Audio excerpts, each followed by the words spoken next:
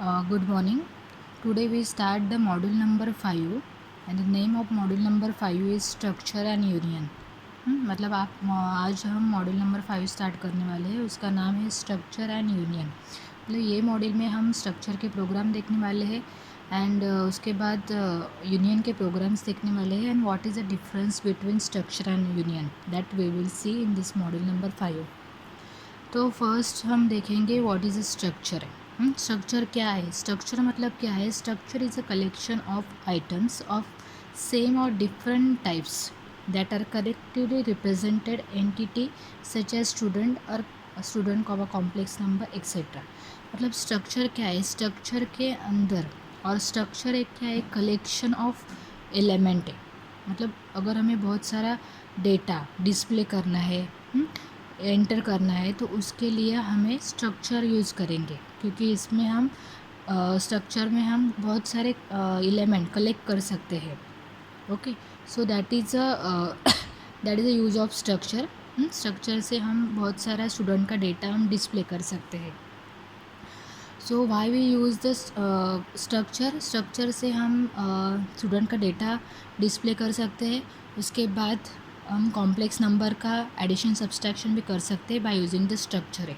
Okay, so what is the syntax of structure. Structure हम program में कैसे दिखाएंगे? तो स्ट्रक्चर का सिंटैक्स है first always write the struct हमें लिखना है. उसके बाद नेम ऑफ स्ट्रक्चर मतलब जो प्रोग्राम का नाम है वो लिखना है. उसके बाद curly bracket open data items मतलब जो हम डेटा लेने वाले हैं, डिस्प्ले करने वाले हैं, वो यहाँ पे मेंशन करना है. उसके बाद कर्ली ब्रैकेट क्लोज है.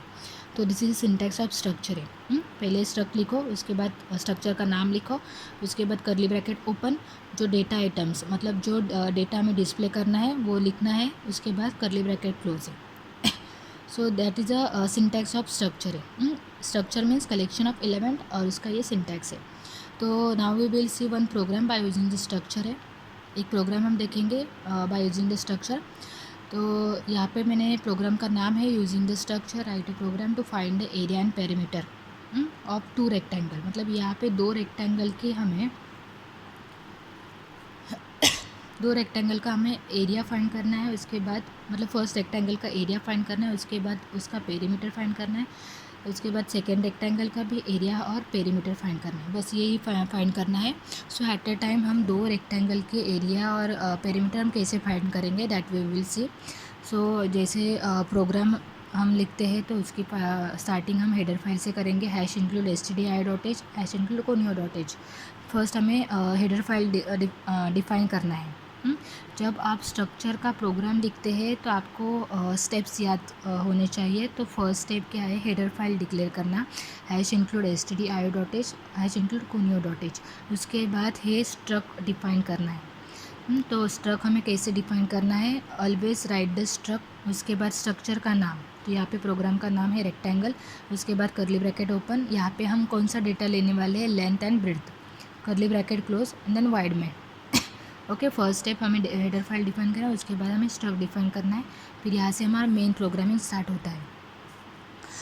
तो उसके बाद हमें वेरिएबल डिफाइन करना है. तो यहाँ पे स्ट्रक्चर के प्रोग्राम में हम 2 वेरिएबल लेने वाले हैं R1 एंड R2. तो उसके बाद वो वेरिएबल कैसे डिफाइन करने हैं? Always write the struct. फिर स्ट्रक्चर का नाम हमने ऊपर लिखा है रेक्टेंगल, वही नाम लिखना है. और 2 वेरिएबल कौन से भी लेने हैं, मैंने R1 और R2 लिख लिया.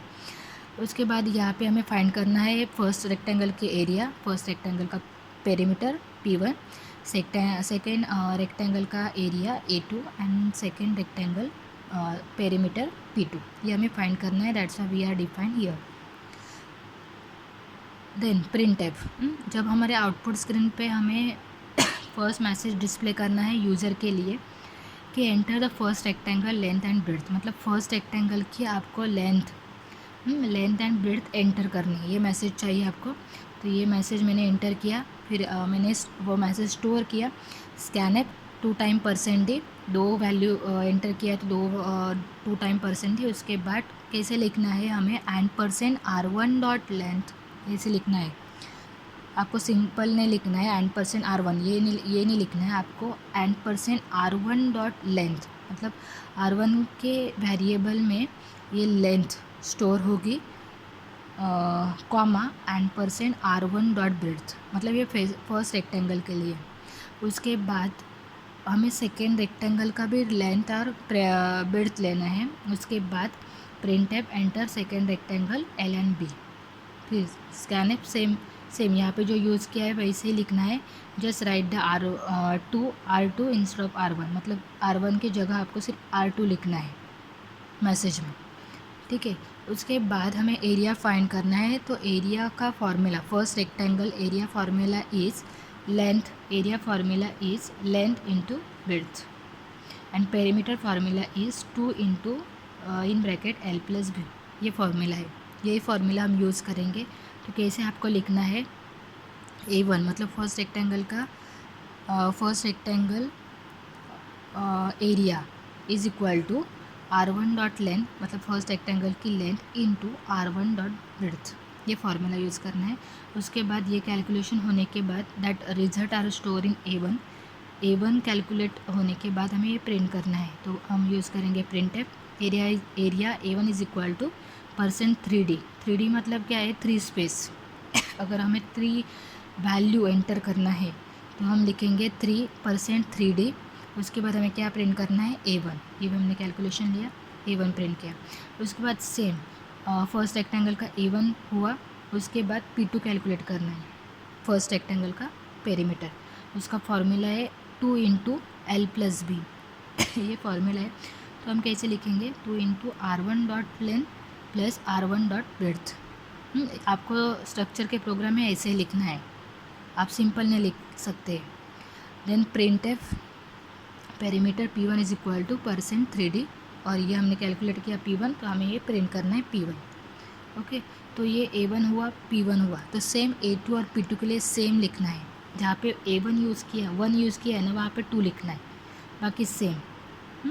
तो this is a area for second rectangle का area formula is R2 dot length into R2 dot breadth.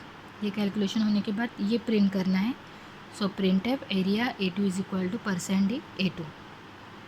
बाकी सेम जैसे P1 लिखा वैसे ही सेम P2 लिखना है।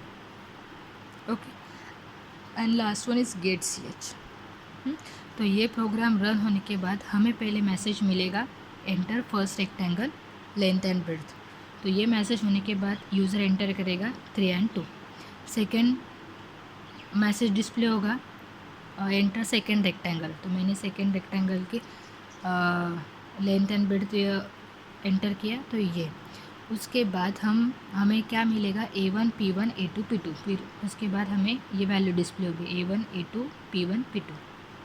ये हमारा आउटपुट है ये प्रोग्राम का। So by using the structure we can find the area and perimeter of 2 rectangle at a time.